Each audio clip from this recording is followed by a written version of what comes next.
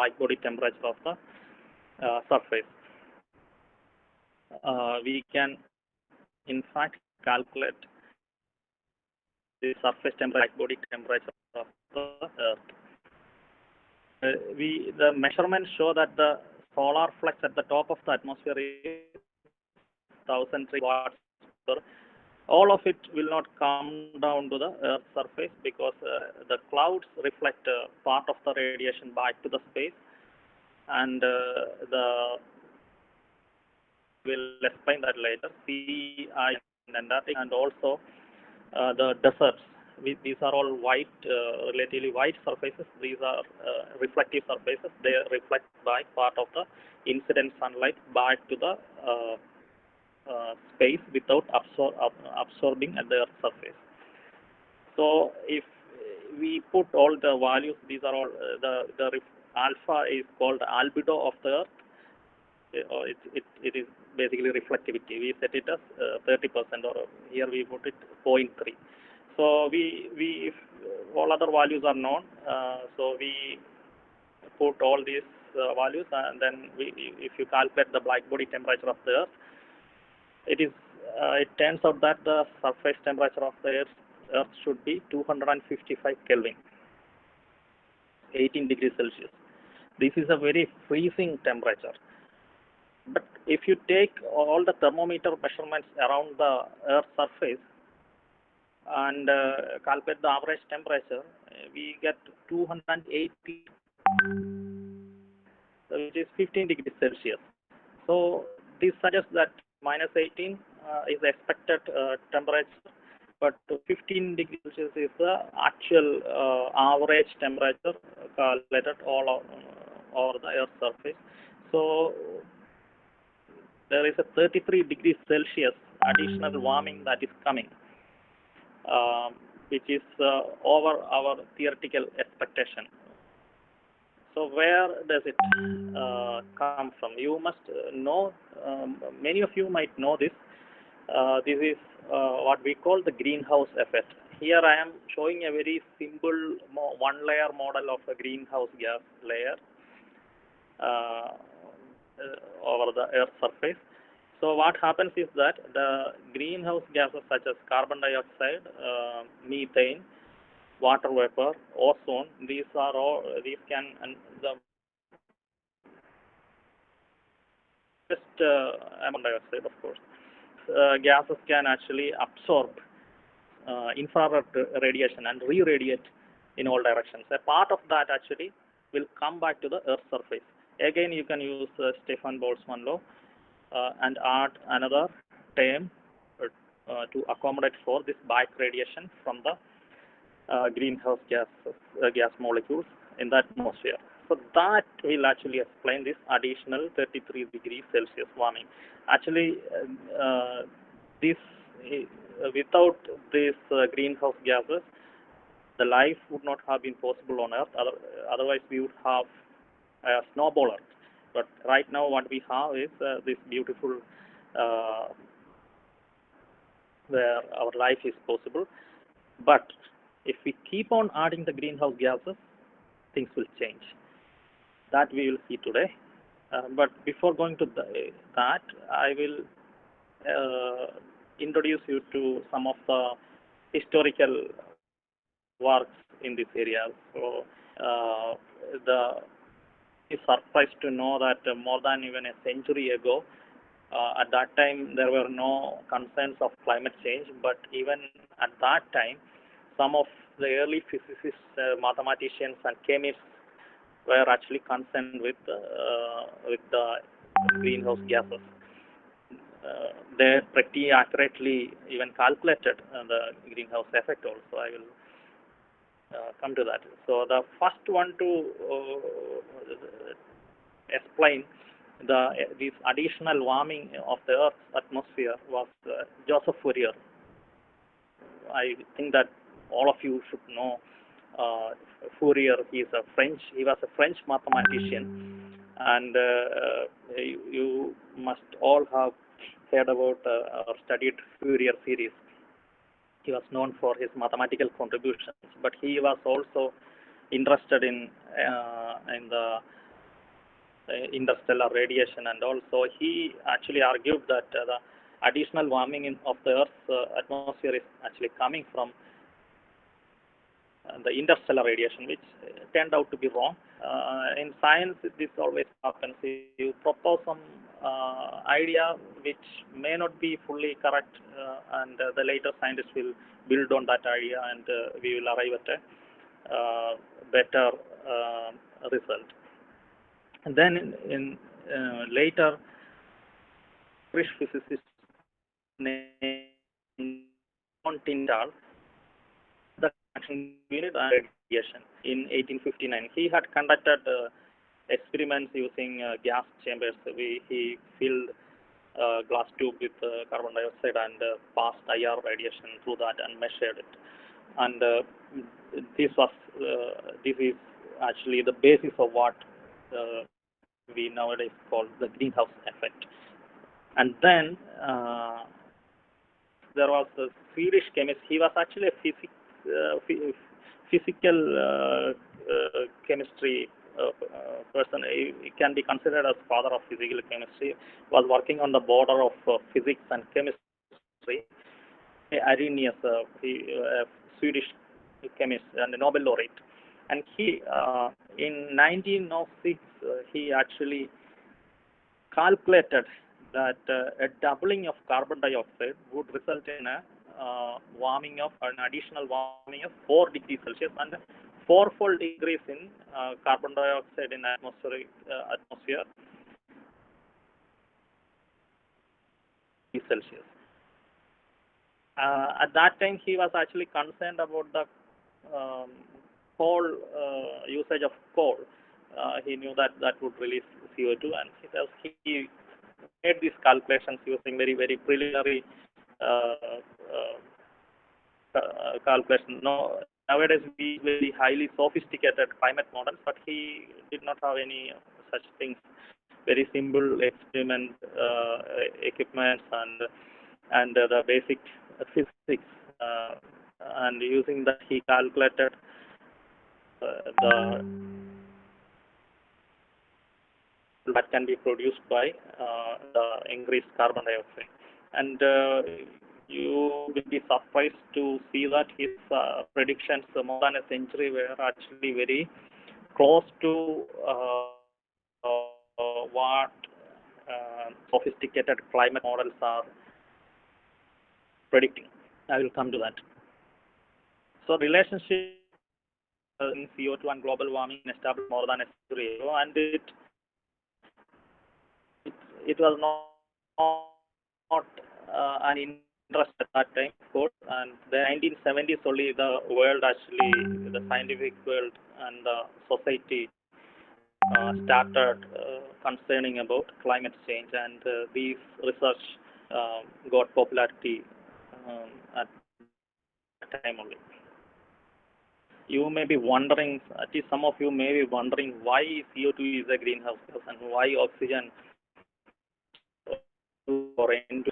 So this is basically it can be explained using its the molecular structure. Basically, the molecular vibrations in order for the molecular vibrations to absorb IR energy, the vibrational motions must be able to change the dipole moment of the molecule. All molecules with 3 or more atoms meet this criteria, and therefore the diatomic molecules like N2 or O2 absorb infrared radiation, which is actually because these two gases will constitute about 99% of our atmosphere. And the trace gases remaining are all trace gases: CO2, N2O, CH4, methane, ozone, vapor. Water vapor is not direct emission from us, but it is. I will show you that very soon how water vapor is playing a role. And these are all actually IR absorbers and can cause additional warming if we emit more. Here is an example of how water vapor is radiations. I am showing 2 satellite images from INSAT 3D satellite taken on the, but uh, these two images are taken using two different sensors. On the left hand side is a sensor that uses infrared radiation, and on the right hand side is a sensor that visible light. So in the left hand side you might see a grayish, lot of grayish area. So this is during monsoon time on August 5th. If you can actually saturated with mostly water vapor. So it is because this water vapor absorbing IR radiation, and only a limited IR radiation escapes from atmosphere to the satellite sensor. That is why you see a lot of. On the other hand, here you see either black, mostly black and white shades in the visible spectrum, because for visible light, IR is not. Visible light is not obstructed by the water vapor or any greenhouse gas. That is the reason solar radiation is not directly heating up the atmosphere, but it is the back radiation that is heating up the atmosphere. So if you go up in a hill station, you will feel that it is colder than at the lower altitude region. Now, introducing some complexities to the system. So we were easily we can calculate the increase in surface temperature due to the back radiation from greenhouse gases using Stefan Boltzmann relation. But in reality, things are not straightforward or simple. There are a lot of feedback processes involved in the climate system that makes our prediction very complicated. So, there are many feedback processes, but I am not going to all of that. I am introducing you some 2-3 feedback processes in the atmosphere. Water vapor feedback is most important feedback in the system. You know that water vapor is a greenhouse gas. We are not directly emitting it, but we are causing more water vapor in the atmosphere. So we emit carbon dioxide, methane, and CO2, ozone, and that kind of gases as part of our industrial productions or vehicle combustion, and that increases the concentration of greenhouse gases in the atmosphere, and due to the radiative forcing that we have seen now, it causes additional warming. So when the Earth's surface and atmosphere warms, it is cause more evaporation from ocean and other water bodies. It will cause more evaporation of the water. So in the atmosphere there will be more water vapor, and this water vapor is also adding to greenhouse gases. So this is a feedback. We call it a positive feedback loop. Many of you may be familiar with this equation. It is the Clausius-Clapeyron equation. So I'm not going into the details of all these equations, but let me tell you that this equation tells us about the changes in the saturation vapor pressure when we change the temperature. So if you increase 1 degree Celsius temperature at the Earth's surface, that will result in a 7% increase in the saturation vapor pressure of the atmosphere. That means the atmosphere will be able to hold 7% more water vapor. So the water vapor holding capacity of the atmosphere will increase with global warming. So what is the impact of this, other than this adding to the greenhouse gases? The more water vapor in the atmosphere means that you have more water vapor available for raining. So when the water vapor goes up and condenses and fall as rainfall. This is how we get rain uh, in in monsoon or other times. So if you have more water vapor in the atmosphere, that means you will getting heavy rainfall is more. So that is why more and more heavy rainfall events in a warming climate. So this is the scientific basis of saying that the extreme rainfall events are increasing in a warming climate. This has already been established that clearly there is an increasing trend in the extreme rainfall over India during summer monsoon season. This result is actually taken from a paper published in Science journal Science in 2006. And the next feedback I am going to introduce you is the cloud feedback. Uh, the clouds is actually, this feedback is a very complicated process because clouds can at the same time reflect the solar radiation incoming sunlight, and also it can trap the infrared radiation emitting from the Earth's surface within the atmosphere.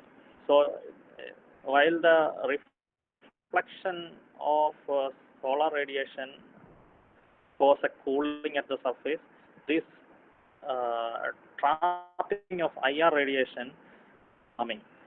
So the net effect depends on which process is more efficient, and that again depends on the cloud types. So I'm not going to the details of all these complicated processes. Right now, at this time, if you take this effect globally, on average, the clouds result in a slight cooling of the atmosphere, Earth's surface. So that means there is a negative feedback. But this can change in a warming climate.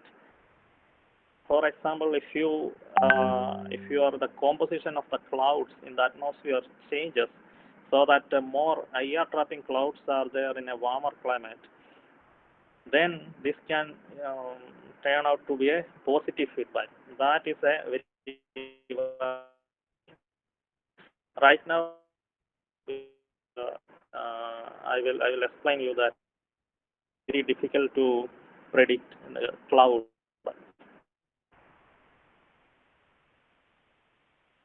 These are very like process. The sea ice faces reflect back light without being absorbed.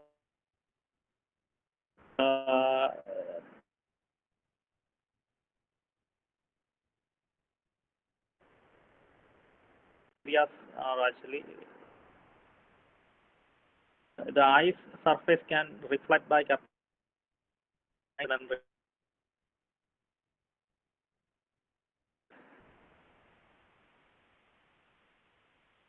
this orange around the sea ice area.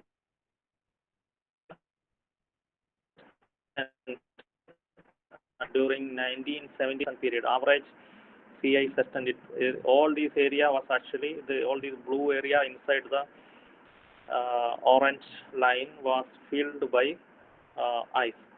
It should have been white and here, but due to the warming, it is actually melting. The ice is melting, and it is causing a lot of problems.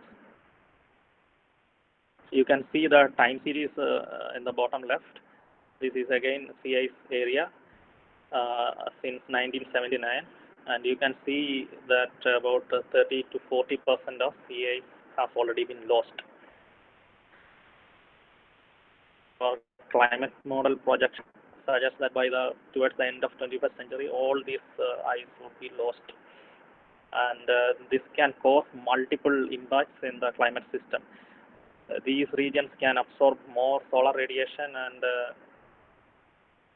oceans can warm up here, and also there are important ocean circulations actually there due to this sea ice. I mean, some processes that are due to the formation of the sea ice, which I am not going into the details of that, but such ocean circulations actually carry the excess temperature from the heat from our tropical regions to polar regions, thereby regulating our planet's temperature. So without that, it would be very difficult to live in our region. Also, this can have other impacts on our monsoon and also tropical cyclone activity. But the research is going on in that direction right now. On that. Anyway, now I will briefly talk about oceans also. This is another vast area, but I am not going into the deep aspects of oceans in the climate system. One basic thing that you should know is that the water has a more higher specific heat capacity than that of land. So about 4 times higher specific heat capacity. So that means oceans warm very cool, and also it oceans warm very slow, and also it cools very slow, and store more the heat for a longer time than the land, fast and also cools very fast. So all processes are important for our many of the climatic features such as our even our monsoon. And very important aspect of this heat storage that now heat is even going down into the deeper parts of the ocean. Even if we stop emitting other greenhouse gas to go back to our normal means old normal state. So even our generation may not be able to see that state. So this makes actually all the more. I mean, it is very important to act immediately to stop the CO2 emissions. But unfortunately, that is not happening. So there is another aspect which is important for biological productivity of the oceans. And actually stores by dissolving it. Ocean water slightly acidic, but if we are emitting more CO2, oceans will have to dissolve more CO2 too.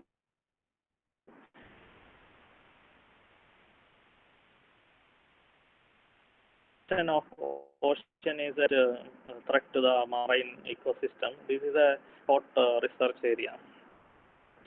And now let me come to the real problem. How do we predict the future climate change?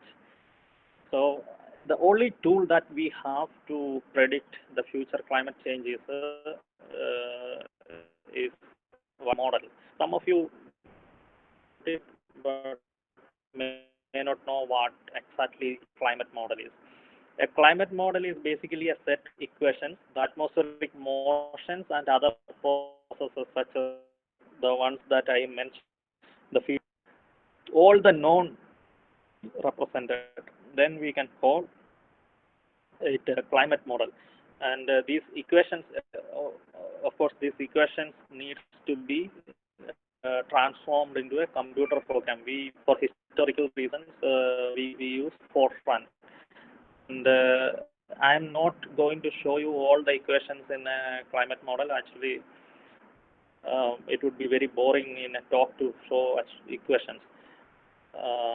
So you should know that the most important of these equations is Newton's second law, F is equal to ma, but we use a slightly different formulation that basically fluid dynamicists are using.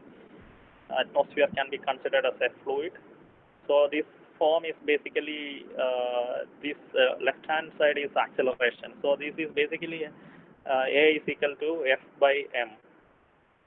It is basically all the forcing terms. This is also called Navier-Stokes equation. So we need to. There are many more equations in a climate model, and climate model that we are nowadays working can have more than 5 lakh lines of Fortran code. And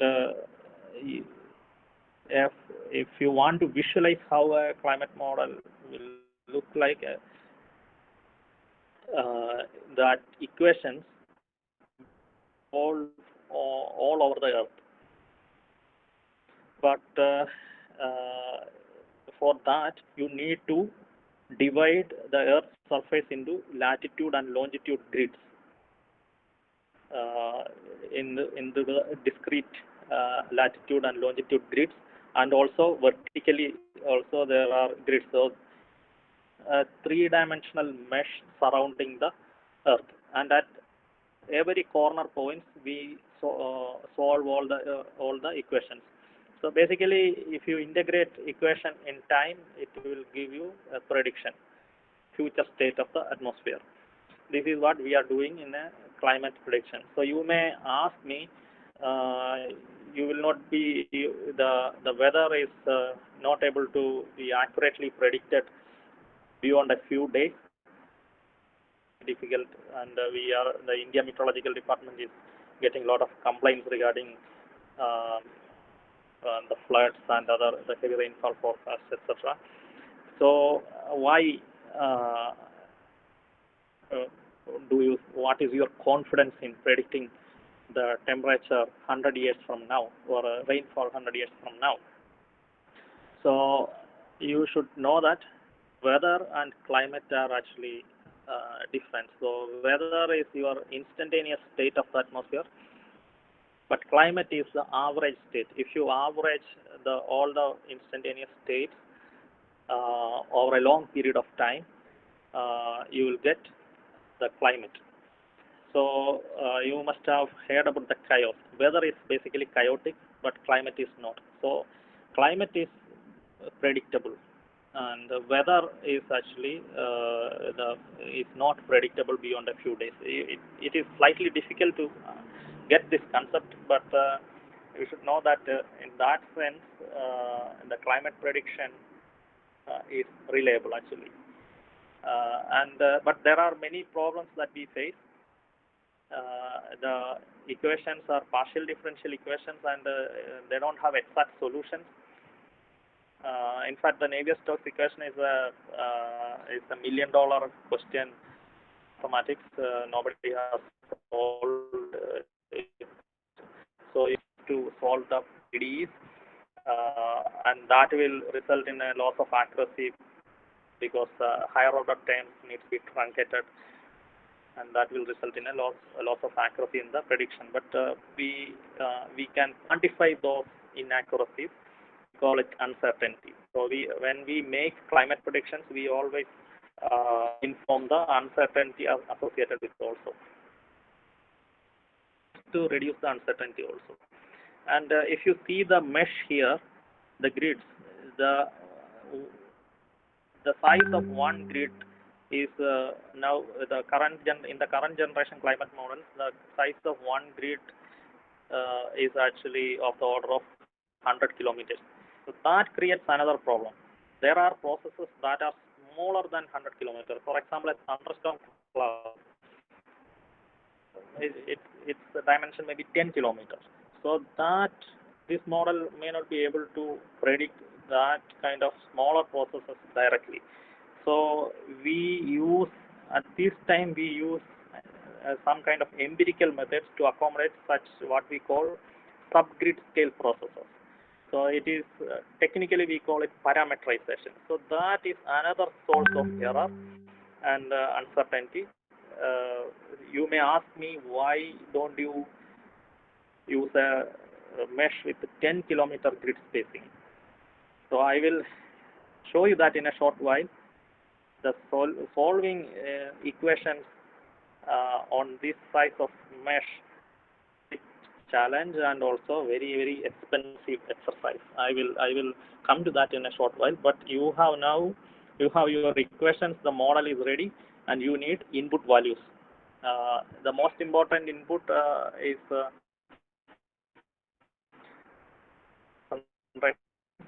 we call it the model to a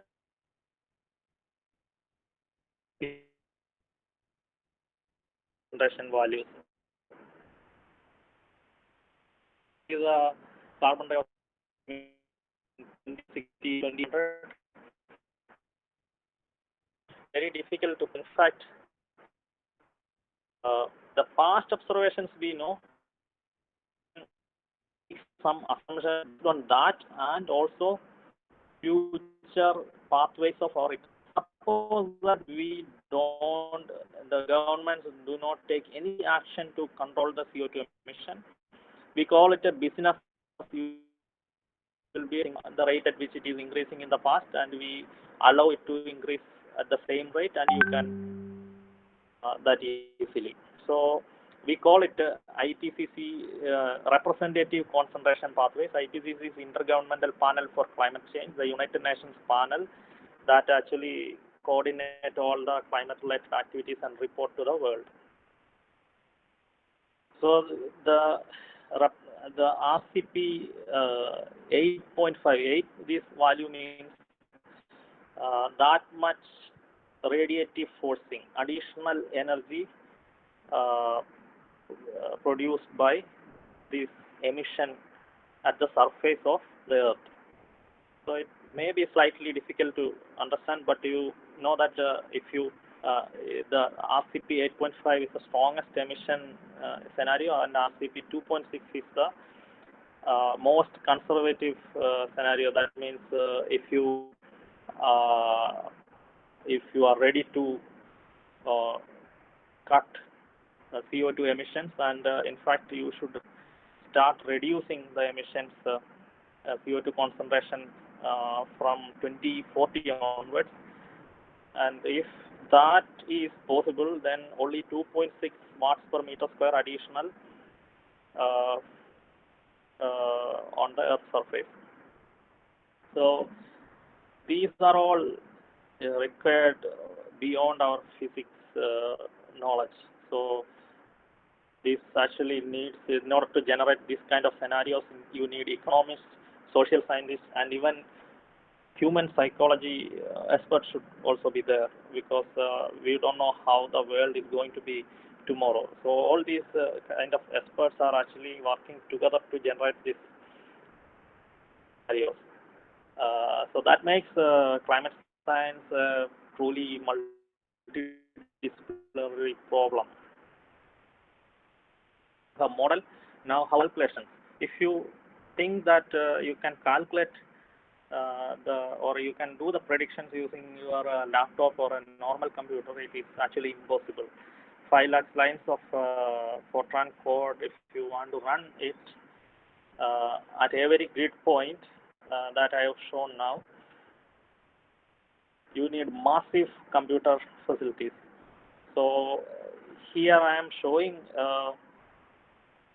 facility. This is the largest supercomputer facility we have in India. It is situated in an institute called Indian Institute of Tropical Meteorology. It is a government laboratory, and they are the leading climate researchers in India. How this huge supercomputer, you can compute rack here. All the compute racks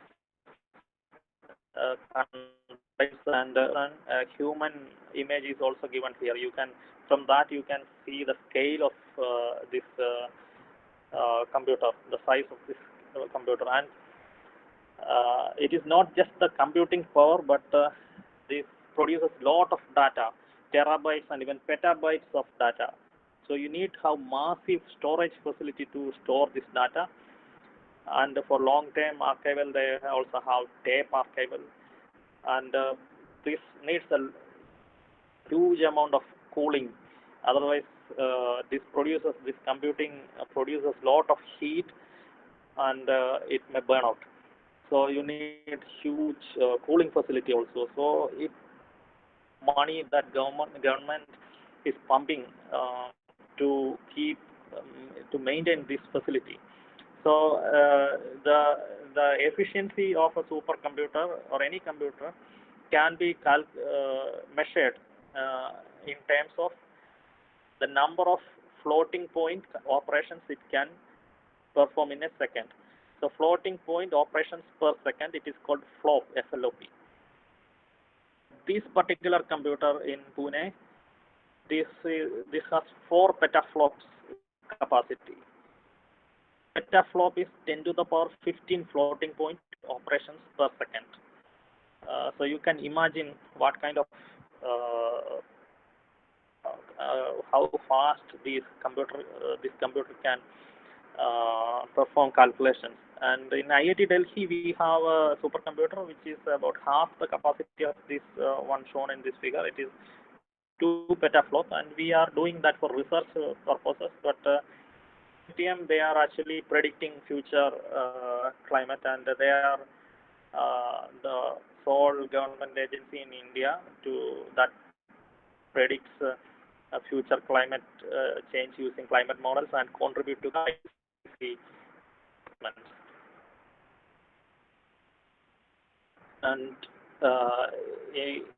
I can also give you a estimate of, an idea of how much money that it costs to maintain such a facility. In IIT Delhi, it costs about 26 crore rupees per year. So predictions are very, very business.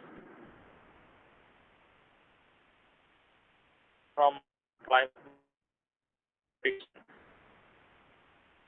like this, here you can, this is basically again a surface temperature anomaly for a very annual average, the yearly for years starting from 2100. The color bar is shown here. The bluish colors show cooler temperature, but reddish color, the pink shows more than 10 degrees warming. In the initial years, you can see there are some cold patches, or some years there are some when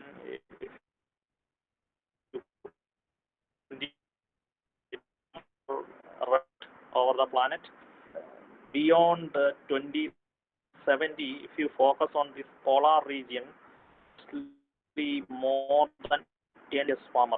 So if you remember the sea ice feedback,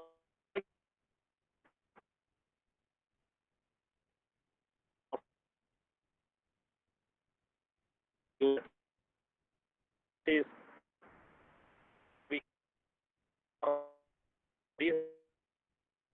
it, uh,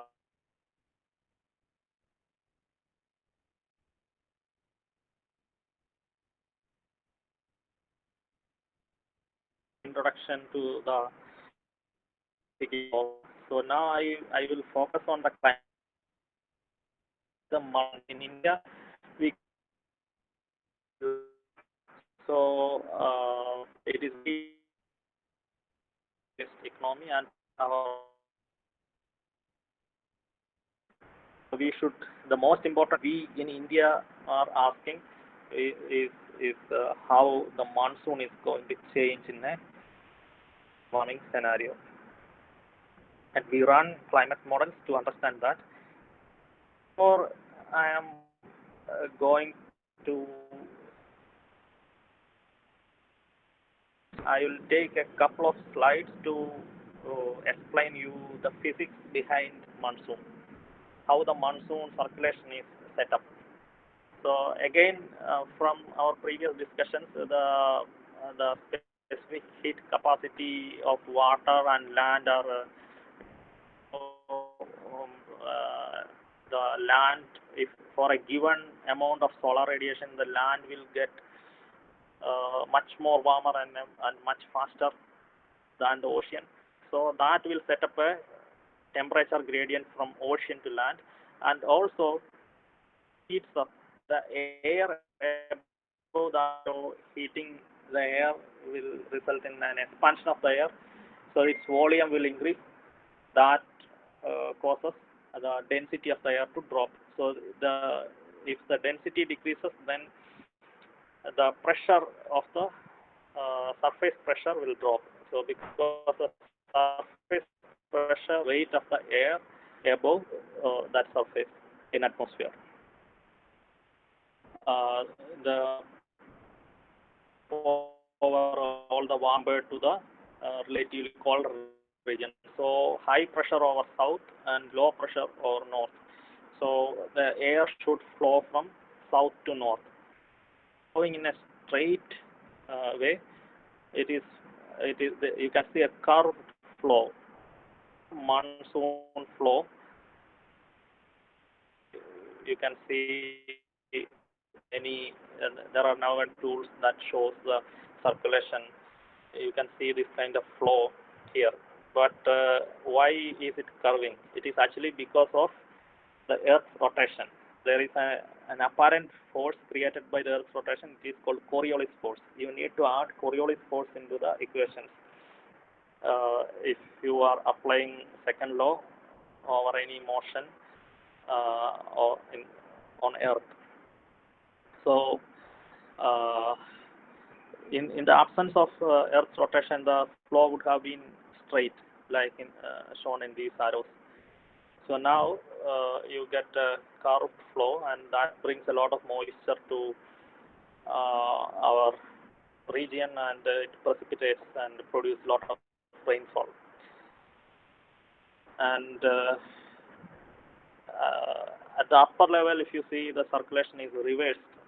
So I am not going into the details, but from ideal gas law and something what we call hydrostatic equation, you can show that a warmer column of the over a warmer column of the atmosphere, the the pressure drop in the vertical will be less compared to a colder column. That actually causes a reversal of the pressure gradient at the upper level, and basically you can see as shown in the schematic. If you take the north-south cross-section of the monsoon, this is a closed circulation. So now we know the basics of monsoon, basic dynamics of the monsoon circulation. Now what will happen if you add more heat here? So the land will warm much more at a faster rate than the ocean. So the land, this temperature gradient should even increase, and pressure gradient should also increase. And what would happen under such a scenario? So what we have seen from observations, and also not showing model simulations here, so this is basically observation. What we have seen is that there was a trend in the circulation to shift northward. The circulation, the monsoon circulation was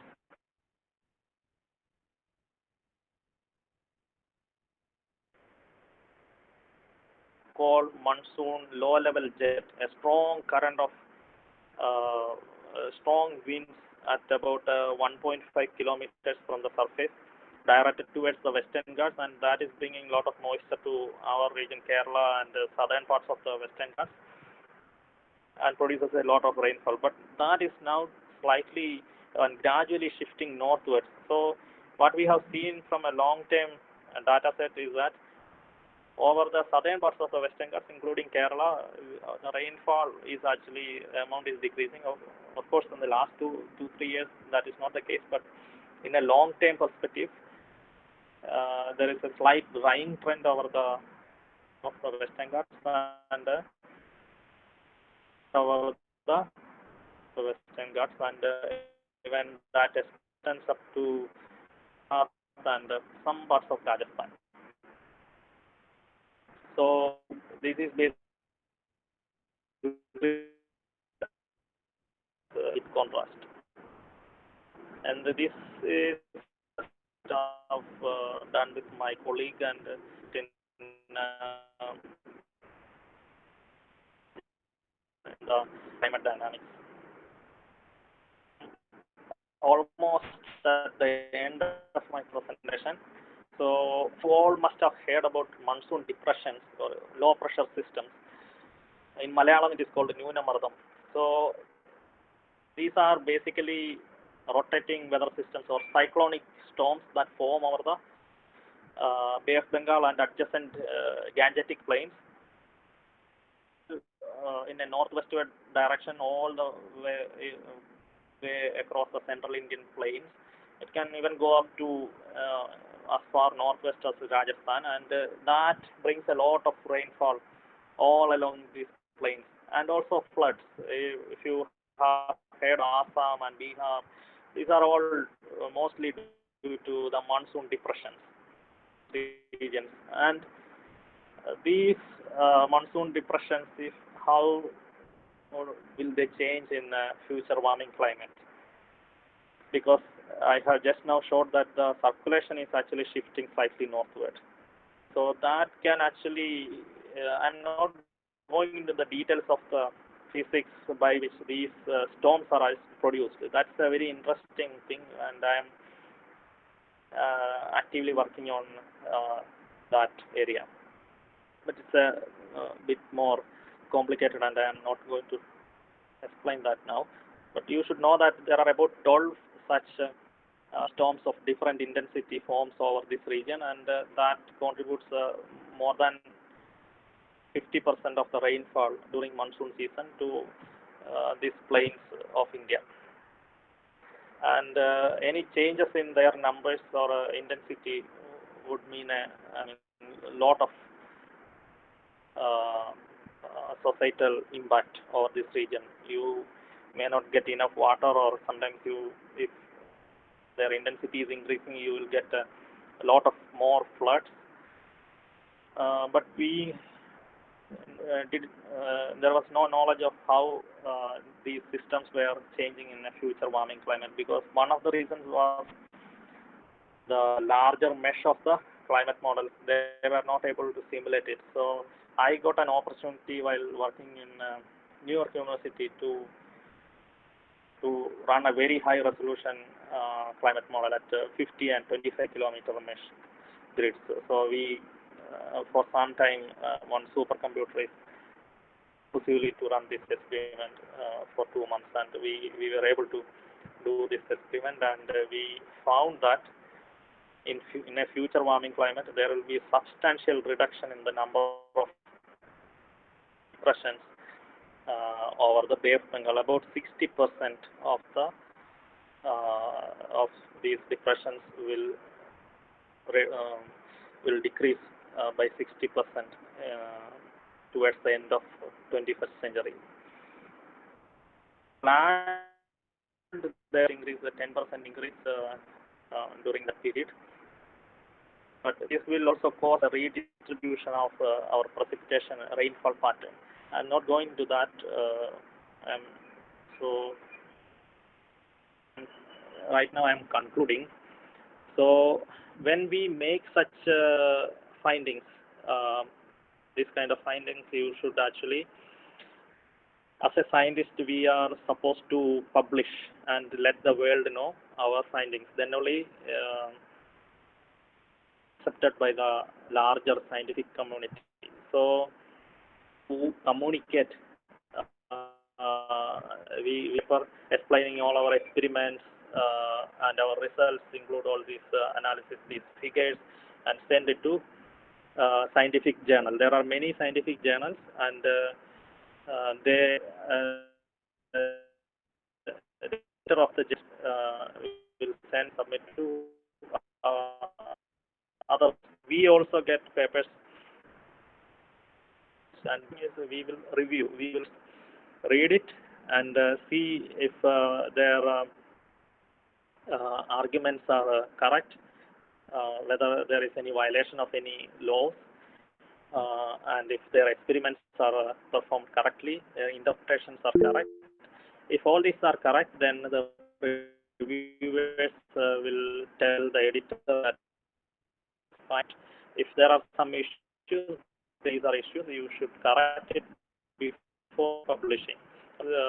If it is completely wrong, the reviewer okay, this is scientifically valid paper. So this is one published. I just now I this paper. This is published published in readings of the National Academy of Sciences of the United States, and this is considered topmost journals in science, and such the intergovernmental panel for assessment reports take such published reports, write their reports and also to the. So that's it. Thank you very much. The reason I'm giving this talk, there is one more reason. More of you from our college, physically students of BSc and MSc Physics, to join climate science community. It's an if you like research, this is an exciting field. We are in a very this is a very young science also compared to other physics or chemistry or mathematics. This is the history of climate science is evolved with the evolution. So we are still demanding more and more computing power, and with more computing power we can model at very high, finer scales, and that will result in more discoveries. So this is a field, and I encourage people to join, and I can take up questions. So if you like as a career option, you can go through this slide. In my case, I have methodology in QSAT. There are opportunities studying MSc Physics also. Opportunities in many IITs and IACs. And there are prospects as a scientist or faculty.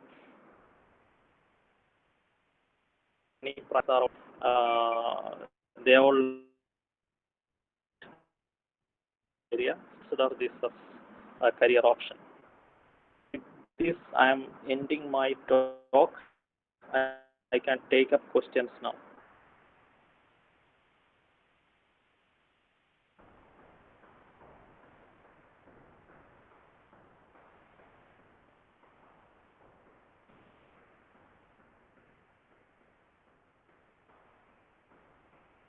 Hello?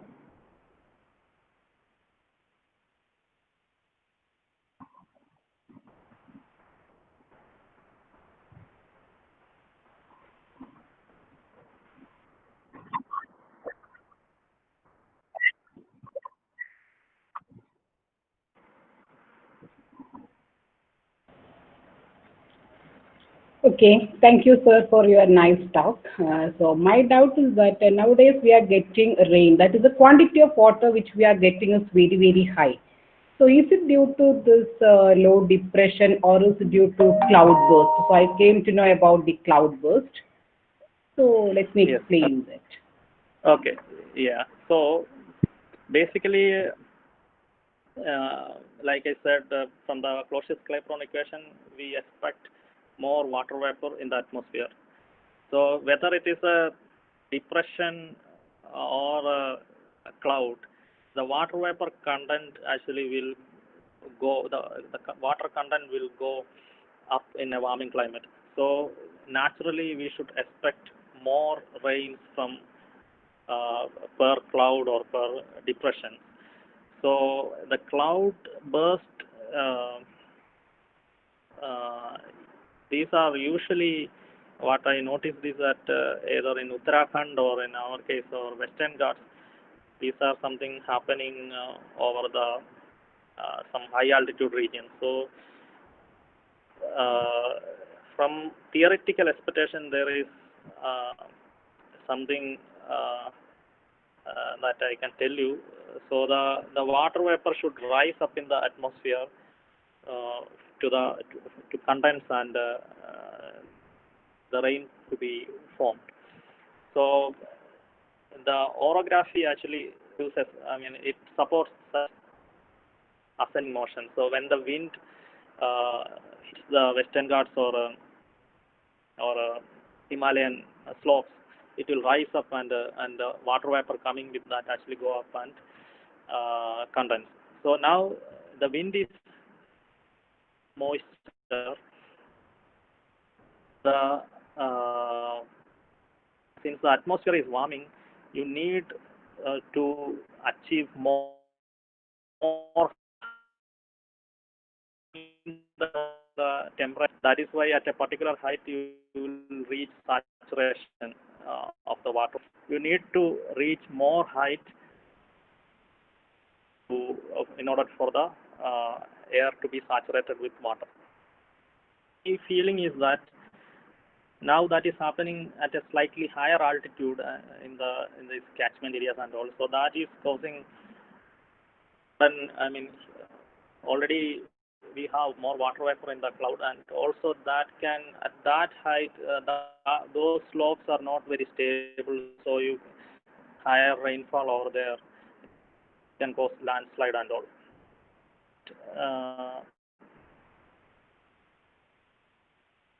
Uh, from evidence base, that is based on our questions, right now I cannot say anything because size is too small, too large to simulate this kind of cloud burst or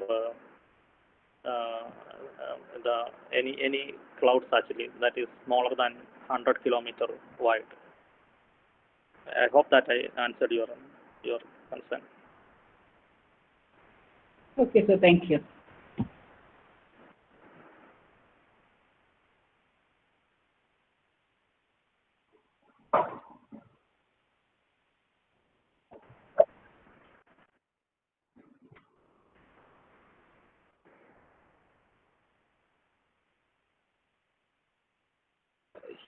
Here there is a question in the chat box. More rainfalls leads to warmer climate. No, it is not rainfall that is leading to warmer climate. I said water vapor. Rainfall means it is liquid water, right? So the water vapor, the H2O in vapor form can absorb infrared radiation and re-radiate it back to the surface. Rainfall is not actually.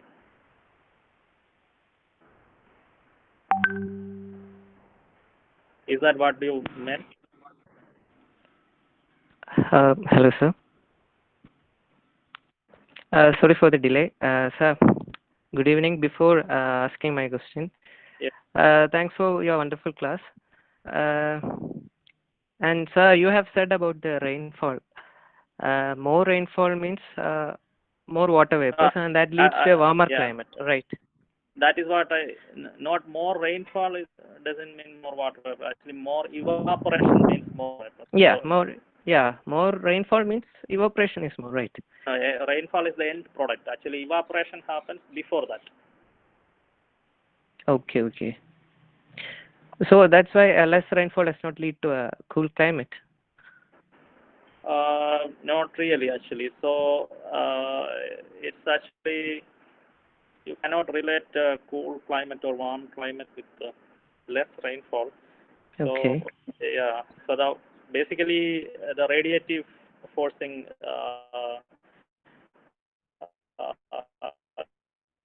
cause more surface temperature to go up, and if the surface temperature goes up, evaporation or evaporation, this evaporated water should go up in the atmosphere and it condenses and falls as rain. So that is a cycle. We call it hydrological cycle. So in the water vapor stage, the H2O can absorb a radiation phase. When it is in the vapor phase, it can absorb IR radiation and then it can actually add to the greenhouse effect. So, okay, sir. Thank you. Sir, one more question is there. Sir, you have said about sea ice feedback. Yes. So, what caused that? Does human activities affect, or it's a natural process? Or? What I have shown is not a natural process. So again, when the greenhouse gases are increasing, that causes a increase in the surface temperature. So when the temperature goes up, the ice should melt. But that melting is happening over the ocean. So the bare ocean surface is a better black body than a white ice. So it can absorb more shortwave radiation and warm up. Surrounding this ice region can again cause additional melting of the ice. So that is again a loop. We call a feedback loop. So that way you can result in a further ice loss and also warming. Okay, sir. So, any human activities affect that or? Oh, direct, you mean direct human activities or Yeah. agents? No, no. It's actually the emission. So basically, if you remember the first curve, the CO2 graph that I have shown, it is actually the industrial regions. So why that is showing an increase in the CO2? Because the CO2 is a we call it a well mixed greenhouse gas. If you emit it anywhere in the world, it actually mixes in the atmosphere evenly. A few days or weeks, it can it evens out. You will it will mix evenly across the Earth's atmosphere. So it doesn't matter whether you are emitting the CO2 from Delhi or New York or any other place. Polar regions will be affected by the. So, okay, sir. Thank you. Thank you so much.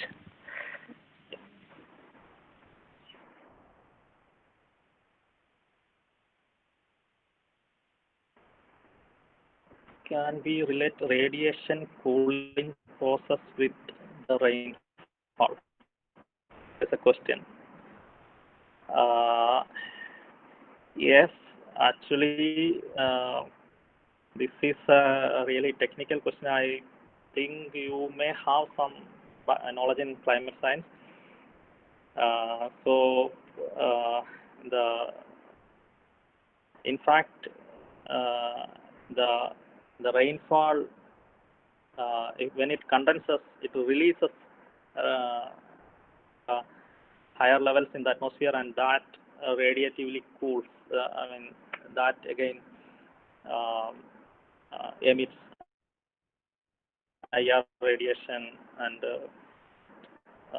cools. Actually, it brings a lot of temperature. That is an efficient way of cooling the atmosphere than direct IR radiation from the surface.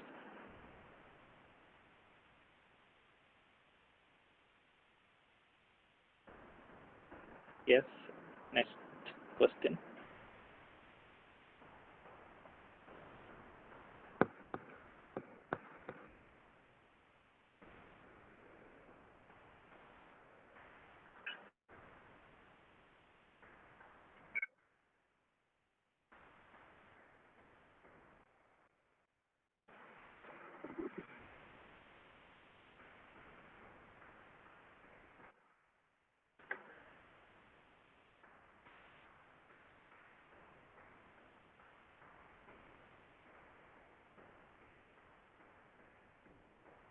Can you explain about the strong mixing troposphere?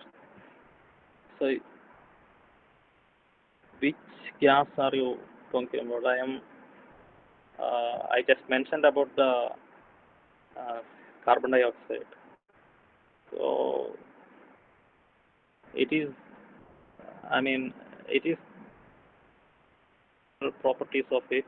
So, it can also the atmosphere, the circulation in the atmosphere can take it to other places. So, beyond that, actually, I cannot technically explain. I mean, the chemical aspects of these things. I am mostly concentrated on the physical aspects after the emission of and mixing of this what will happen to the climate. That is my area of expertise.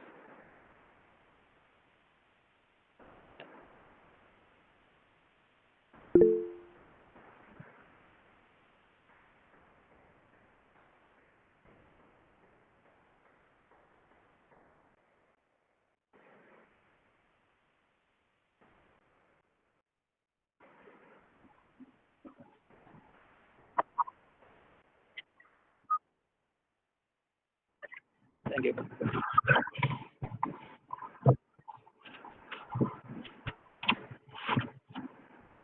Thank you very much, sir.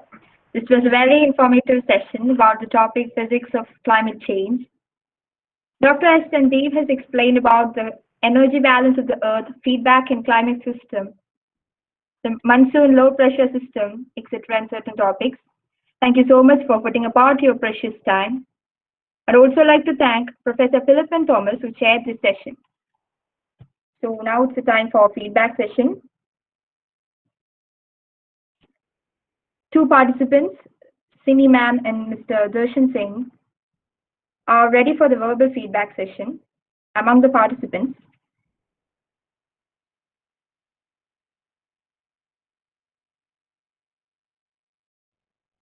Verbal feedback.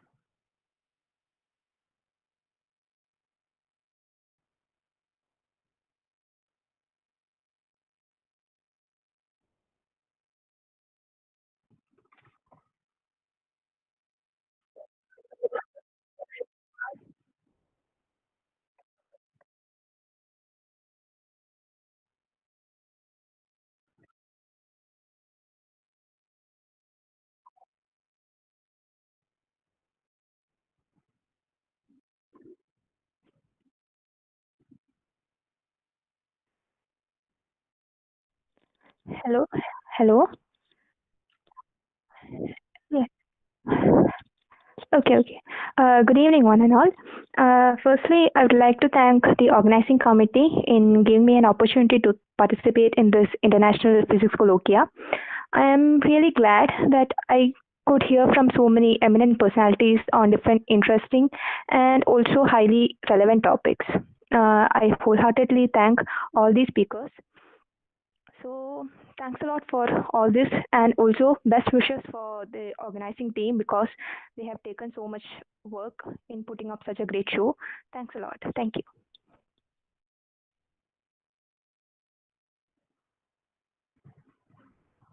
Thank you, ma'am. Thanks a lot.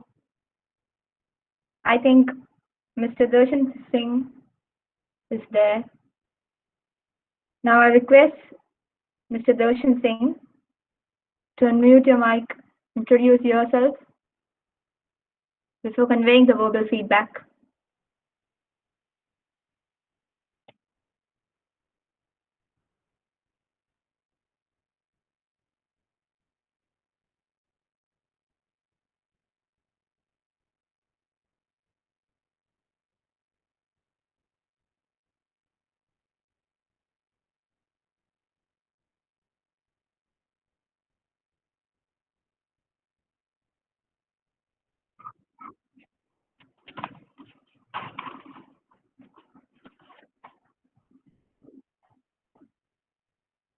Okay, ma'am, can I go to the next session?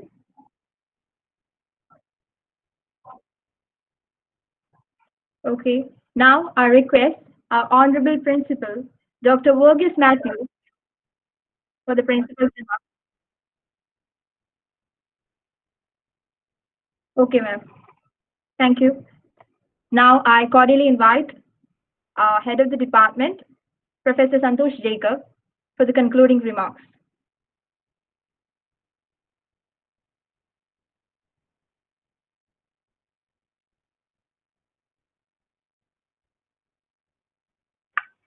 Can you hear? It's audible? Yes, sir. Respected Principal and General Convener, Dr. Verghese Matthew, respected Chair of the session, Professor Philip and Thomas sir, our alumnus and the resource person of this session, Dr. Sandeep, advisory committee members, organizing committee members, faculty members, research scholars, and students from various institutions attending this international colloquia. The international colloquia was inaugurated by Professor Dr. Sabu Thomas, Honorable Vice Chancellor of MG University, Kottayam, on 7th of September 2020. The first lecture on interfacial modification in nanocomposites to tailor the functionalities of Professor Sabu Thomas. The talk concentrated on various approaches being used to engineer materials at nanoscale. On the second day, the session was chaired by Dr. Christy Thomas Cherian, Christ University, Bangalore, and the lecture was given by Dr. Nitin Mohan from the Department of Biological Sciences and Bioengineering, IIT Kanpur, on the topic super resolution microscopy methods to unravel the interstitials of biomolecular interaction in health and disease. The lecture illustrated various fundamentals and applied scientific perceptions of protein movements, neural networking, fluorescence, and diffraction limit in vivid manner. The day 3 session by Dr. Reju Sam John from University of Auckland, New Zealand, on the topic Introduction to Cosmology and Understanding the Unseen, the Prediction of the Unseen Dark Matter. We had 2 sessions. The first session was chaired by Dr. V. Bichu, Department of Physics, Kerala University, and the talk was given by Dr. V. Srinath, NIT Karnataka, on the topic General Relativity, Expanding Universe, and Big Bang. The second session was chaired by Professor Dr. Nandakumar Kalarikal, Director of SAS and Director of Inter-University Center for Nanoscience and Nanotechnology, MG University, Kottayam, delivered by Professor Alex Shutter of Ariel University, Israel, on the topic Oxygen Reduction Reaction in Fuel Cells, Misconceptions and Opportunities. These talks in particular gave a great insight into trending researches going in the field of physics. The last session of the colloquia was chaired by Professor Philippen Thomas sir, and the lecture was given by Dr. S. SANDEEP, IIT Delhi, alumnus of the department, on the topic Physics of Climate Change. Thank you, Dr. SANDEEP, for the thought-provoking and informative talk. Our and chairman of the advisory committee, His Grace Dr. Joseph Marthoma Metropolitan, has given guidance and support for organizing this colloquia. The principal and general convener of the colloquia, Dr. Maurice Matthew, rendered us all necessary help for the successful conduct of this colloquia. The advisory committee members, Professor M.R. Anandaraman, UGC BSR Professor Kusach, Professor Nandakumar Kalarikal, School of Pure and Applied Physics, MG University, Professor Titus Matthew, Cochin University of Science and Technology, Dr. Samuel Matthew, Principal, KVVS College of Science and Technology, have given us their full support throughout this colloquia. Dr. Angel Susan Cherian, the coordinator of the program, who made all the necessary arrangements and took tremendous effort in making this colloquia a grand success. Special thanks to Angel teacher.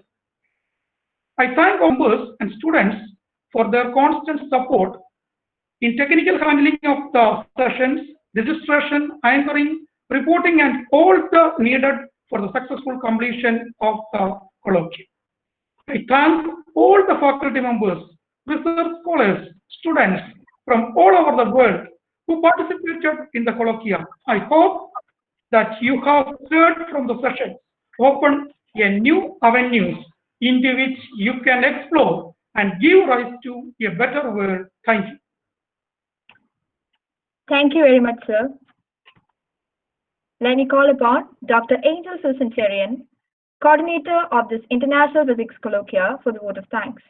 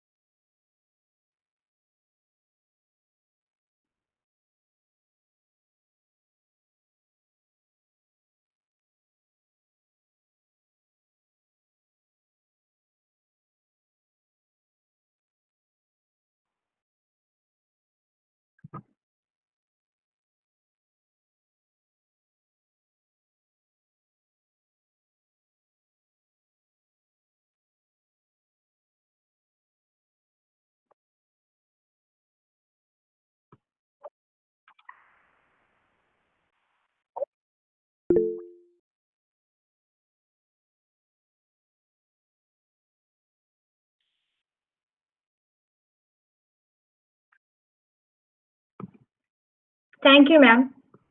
I believe that all of you have well done through this 5-day colloquia. It's my great pleasure that you all have achieved fruitful knowledge, though I think 5 days are not enough.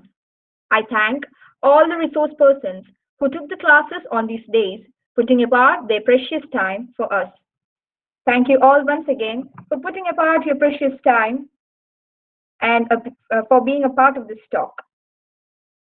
It is each and every one of you who made this program a grand success.